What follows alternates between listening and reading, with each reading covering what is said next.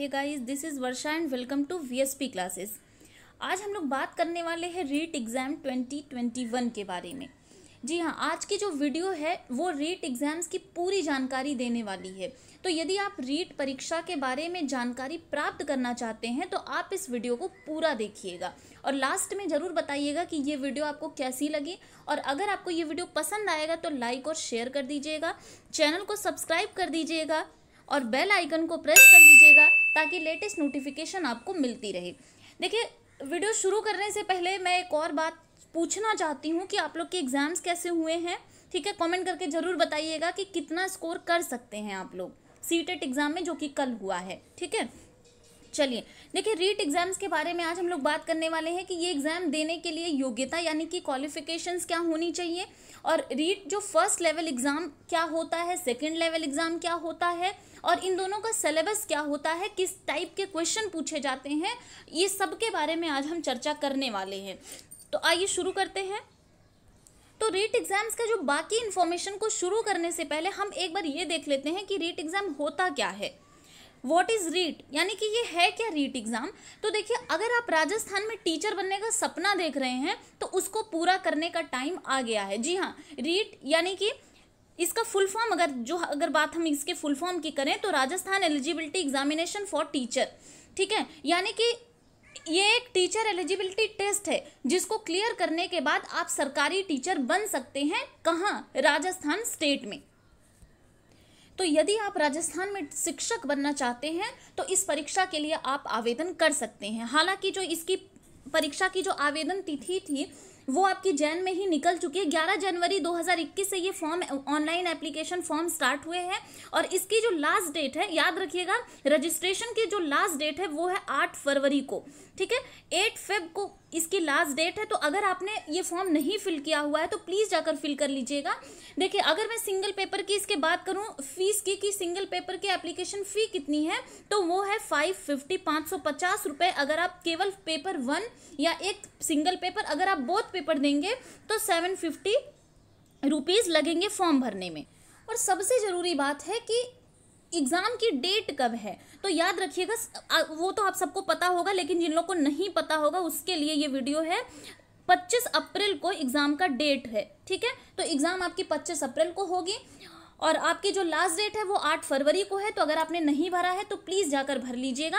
अब हम बात करने वाले हैं रीट एग्ज़ाम को। देखिए, 2 पार्ट्स में डिवाइड कर दिया गया है। ठीक है, और अगर हम इस एग्ज़ाम के बारे में बात करें तो ये एग्ज़ाम कौन करवाता है, तो ये राजस्थान माध्यमिक शिक्षा बोर्ड के द्वारा ये एग्ज़ाम कंडक्ट करवाया जाता है, रीट का एग्ज़ाम। ठीक है, आइए बाकी चीज़ें देखते हैं। सबसे बड़ी जो कंफ्यूजन क्रिएट करने वाला ये क्वेश्चन है कि कौन कौन दे सकता है इस टेस्ट को। ठीक है, तो देखिए, ये सबसे पहले तो इसको 2 भागों में डिवाइड कर दिया गया है रीट एग्जाम को। इसमें लेवल बना दिए गए हैं, एक है लेवल फर्स्ट और एक है लेवल सेकेंड। तो लेवल फर्स्ट की अगर हम बात करें तो ये 1 to 5th टीचर। तो लेवल 1 के लिए आपको 12th पास आउट होना पड़ेगा और आपने BSTC किया हुआ है वो लोग आवेदन कर सकते हैं। कौन? लेवल 1 के लिए। ठीक है, अब देखिए, BSTC क्या होता है, तो ये एक सर्टिफिकेट कोर्स है जो 12th के बाद आप कर सकते हैं और ये 2 साल का होता है।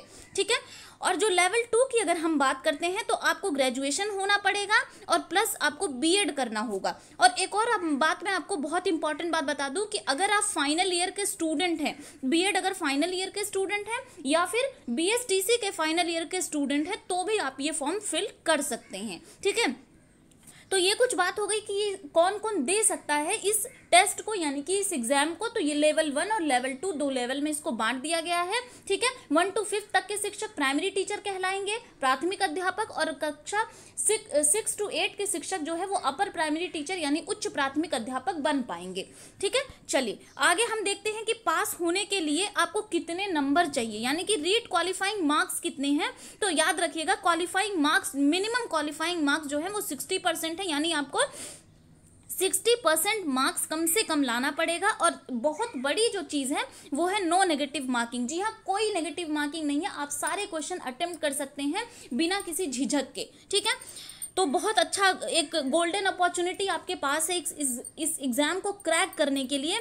और ये देखिए, ऑफिशियल इसका वो वेबसाइट दे दिया गया है। बाकी अगर आप कोई भी जानकारी प्राप्त करना चाहते हैं तो आप यहाँ से कर सकते हैं। ठीक है, आगे हम बात करेंगे इसके एग्जाम पैटर्न के बारे में कि किस टाइप, यहाँ हम बात करेंगे कि पेपर फर्स्ट में यानी कि लेवल 1 में किस विषय से कितने क्वेश्चन आते हैं, कितने सवाल आते हैं। ठीक है, तो आप देख रहे होंगे कि आपके जैसे आपने सीटेड दिया था, सेम यही प्रोसेस इसमें भी आपको करना होगा, वही सेम चीज़ें आएंगी, वही सेम पैटर्न आपका रहेगा। इसलिए अगर आप सीटेड का एग्जाम दे चुके हैं तो एक क्राइटेरिया आपको समझ में आ गया होगा, सेम आपको यही यहाँ फॉलो करना है। ठीक है, तो देखिए यहाँ पे सबसे पहले मैं आपको बता दूं कि यहाँ पे नो नेगेटिव मार्किंग होगी।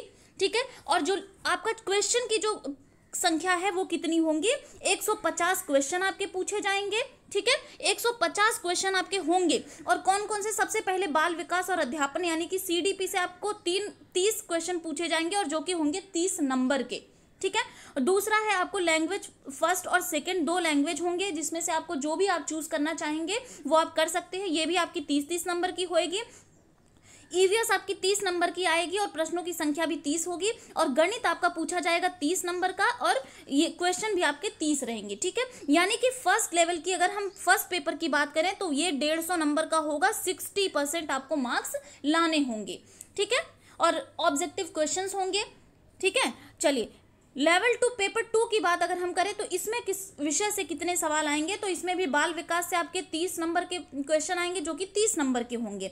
2 आपको भाषाएं लेनी है, लैंग्वेज फर्स्ट और लैंग्वेज सेकेंड।